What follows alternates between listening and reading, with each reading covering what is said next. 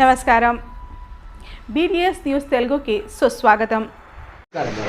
बस एक बात मैं आपको बता रहा हूँ, एक गारंटी देना है कि ठीक है, आपको कहीं दिखा होगा सज्जनता और सीधेपन में इस उम्मीदवार में कोई कमी लगती है क्या? सज्जनता और सीधेपन में कभी कोई कमी दिखती है क्या? नहीं है ना। तो जनता के बीच में आपके माध्यम से जाए, विशेष प्रेस आपके माध्यम से जाए कि भाई कम से कम इतना जरूर है, जब तक किसी अगर स्लम में ये गए एमएलए जीतने के बाद, जब तक समस्या का समाधान नहीं होगा तब तक उस स्लम को वहां से जाएंगे। ये इस आदमी के स्वभाव में है। बस आपके माध्यम से जनता तक स्लम तक जाए बात कि आपकी समस्या के लिए ये जीत कर आने के बाद जब तक समस्या का समाधान नहीं होगा तब तक आपका स्लम से वहां तक, मैं ये गारंटी देता हूँ। बाकी केंद्र और आज जो सारा विषय चल रहा है, भाई कभी तो आवक जावक बंद करो, या जनता की जिद है बीजेपी को लाना। और एक बात बताओ, मोदी आज 3 बार गुजरात के सीएम रहने के बाद और 2 बार 3 बार जो है अभी मालूम प्रधानमंत्री बनेंगे, क्या है बैलेंस इस आदमी के लिए पीछे? क्या है खाली देश के अलावा है क्या? आज की क्या बैंक बैलेंस हो? आज कुछ तो विचार आपको करना चाहिए, आपके माध्यम से जाए विषय कि ये जरूरी है, इस देश के लिए जरूरी है। और सबसे बड़ी बात है हमारे सबके लिए, बीजेपी कैडर के लिए, जैसे भी विचार आरएसएस वाला आया था, इसमें अनेकों संगठन से विचार, भारतीय मजदूर संघ है, भारतीय किसान संघ है, अखिल भारतीय विद्यार्थी కాంగ్రెస్ మీదనే ఉంది, బీఆర్ఎస్ కి ఇండైరెక్ట్ గా సపోర్ట్ చేస్తున్నారా? మీరు అవకాశం ఇస్తే నేను చెప్తాను చాలా స్పష్టంగా. ఓకే, నేను బరాబర్ పిచ్చనే కట్టిన మీరు చెప్తున్నారు. మేము స్ట్రీట్ కార్నర్ మీటింగ్లో కానీ లేకపోతే ఎప్పుడు ఇలాగనే ప్రజలు మమ్మల్ని నిర్వహించారు, అందుకే కొంచెం లేట్ అయింది, దాని గురించి మిమ్మల్ని అందరూ క్షమించాలి. కానీ మీరు సమస్యల కోసం 5,000తో సమస్యలు తీర్తాయా? తీరాయి. 3,000తో సమస్యలు తీర్తాయా? తీరాయి. సమస్యలు తీరాలంటే మాత్రం సమస్యలు తీర్చేటటువంటి పార్టీకి మీరు ఆలోచించి విచక్షణతోటి వివేక. భారతీయ జనతా పార్టీ కంటోన్మెంట్ నియోజకవర్గంలో జరగబోయే ప్రెస్ మీట్కి విచ్చేసిన విలేకరులందరూ కూడా స్వాగతం.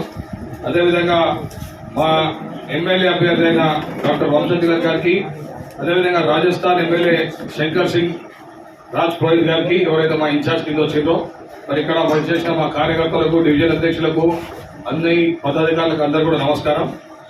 ఈరోజు భారతీయ జనతా పార్టీ ఈ జనరల్ ఎన్నికల్లో 2 బలమైన అభ్యర్థులు, ఎంపీ కింద ఈటల రాజేందర్ గారిని, అదేవిధంగా కంటోన్మెంట్ బై ఎన్నికల్లో డాక్టర్ వంశతిలక్ గారిని బరిలో దించడం జరిగింది.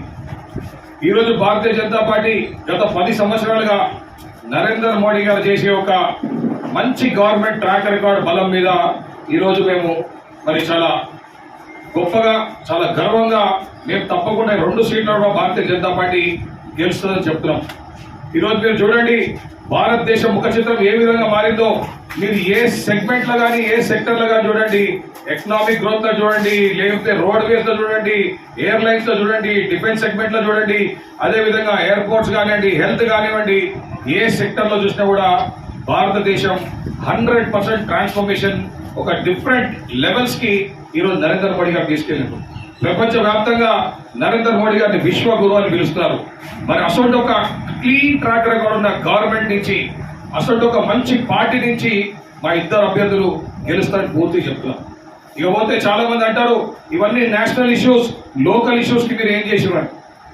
ఈ రోజు నరేంద్ర మోడీ గారి గవర్నమెంటే మొట్టమొదటి గవర్నమెంట్ ఎవరైతే మరి ఈరోజు ఆక్ట్రాయ్ టోల్ ట్యాక్స్ పూర్తిగా రద్దు చేసినాం.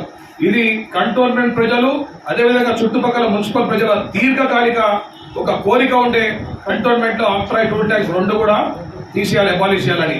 మరి నరేంద్ర మోడీ గారు ఈజ్ ఆఫ్ లివింగ్ కోసం, ప్రజల సౌకర్యం కోసం 15 కోట్లు కంటోన్మెంట్ బోర్డుకు నష్టం వచ్చినా కూడా nothing doing, nothing is more than the public priority, public preference for us అని ఈ రోజు మరి దాన్ని ఎత్తివేయడం జరిగింది. మరి అదేవిధంగా అన్ని సెంట్రల్లీ స్పాన్సర్డ్ స్కీమ్స్, అంటే సెంట్రల్ గవర్నమెంట్ లో ఉన్న స్కీమ్స్ అన్ని కూడా కంటోన్మెంట్ ప్రాంతంలో కేవలం సికింద్రాబాద్ కంటోన్మెంట్ కాదు, దేశవ్యాప్తంగా ఉన్న కంటోన్మెంట్లు అన్నింటిలో కూడా వర్తించాలని మొట్టమొదటి గవర్నమెంట్ నరేంద్ర మోడీ గారి గవర్నమెంట్. దాని ద్వారానే ఈరోజు ఫైనాన్స్ కమిషన్ నిధులు వస్తున్నాయి. మరి దాని ద్వారానే ఈరోజు అభివృద్ధి చాలా బాగా జరుగుతుందని నేను మీ అందరికీ కూడా తెలియజేస్తున్నాను. మరి అదేవిధంగా 2 ఎలివేటెడ్ కారిడార్స్ నిర్మలా సీతారామన్ గారు ఎప్పుడైతే డిఫెన్స్ మినిస్టర్ ఉండేనో ఆ టైంలోనే గౌరవ ముఖ్యమంత్రులు మాజీ ముఖ్యమంత్రులు కేసీఆర్ గారు ఇచ్చిన ప్రతిపాదన మీద ఈజ్ ఆఫ్ లివింగ్ కోసం ఆ 2 కారిడార్స్ కూడా పాస్ చేయడం జరిగింది. మరి ఆ రోజు కేసీఆర్ కానీ కేటీఆర్ కానీ నోటుకొచ్చిన అబద్ధాలు చెప్పిండ్రు, సెంట్రల్ గవర్నమెంట్ మాకు ఇస్తలేదు, నరేంద్ర మోడీ గారు మమ్మల్ని పట్టించుకోలేరని. మరి ఈరోజు రేవంత్ రెడ్డి ఏమైనా మ్యాజిక్ చేసిండా? ఉన్న అప్లికేషన్ని ఆయన పోయి దాన్ని ముందుకు కొనసాగించుకొని వర్క్ ఆర్డర్ తెచ్చుకున్నాడు, అదేవిధంగా శాంక్షన్ లెటర్ తెచ్చుకున్నాడు. ఆ కారిడార్ ల్యాండ్ ఇచ్చి నేనే సంతకం పెట్టినా, నేను పూర్తిగా దాని మీద అవగాహన పెట్టినా. మరి ఆ రోజు నరేంద్ర మోడీ గారు కంటోన్మెంట్ ప్రజలకి నష్టం జరుగుతుందని సంవత్సరానికి రాష్ట్ర ప్రభుత్వం 31 కోట్ల రూపాయలు సంవత్సరానికి చెల్లించండి, ఎందుకంటే 2 ఎలివేటెడ్ కారిడార్స్ వల్ల కంటోన్మెంట్ ప్రజలకు నష్టం జరుగుతుంది, మీరు state government offset the losses for the elevated corridors అని చెప్తే మరి కేసీఆర్ గారు ఎక్కకపోయినరు. ఇప్పుడు మరి రేవంత్ రెడ్డి గారు ఏం చేస్తారో చూడాలి. మరి ఈ